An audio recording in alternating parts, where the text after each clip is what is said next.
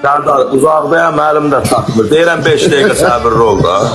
Belə ümumiyyətlə 5 dəqiqə səbirli ol sən.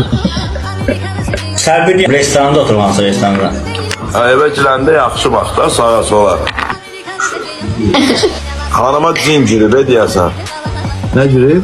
Ay buram. Nə girib yox, cin girib. Harada qalırsınız? Botbakuda. Botbakuda. Mən də. Botbakın keçəndən sonra solda qatqınlar qatqınlar var. Necəsiz? Nə də? Bu Aysel araçla oxuyan Ayseldir. Oğlum ben... Əlifbada neçədən hərf var? 32 dənə. Leyla'nın profilində bütün hərflərdən ürək şəkli olub da.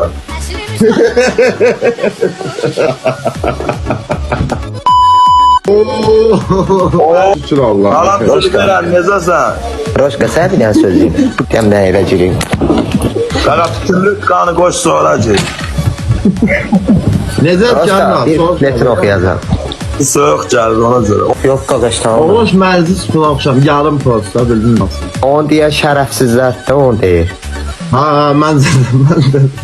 Tərəfsiz yarısıdır başqa. Sarı kökdən əmələ gələnə bax. Ha. On elə evindəki də ondan gəlib. Get çıxar. İndi WhatsApp-a atıram, get çıxar. Fərqi yoxdur. Gəlsin üzbəyizəsində niyə tuxu çatmır? Bəyəm oğlanlığı yoxdur. Sənə bu sözüm dedi damı. Oğlanlığı yoxdur, tapaq verə bir kinə. Keçat atfetlər 2022 karteş toyu. Refka kimli Refka? Nənəmin adı. Necə yəni oğlun saçı qaradı, başa düşmədim. Nətə? Yenə sən qıdıqlayan ad nədir? Nə qıdıqlayır?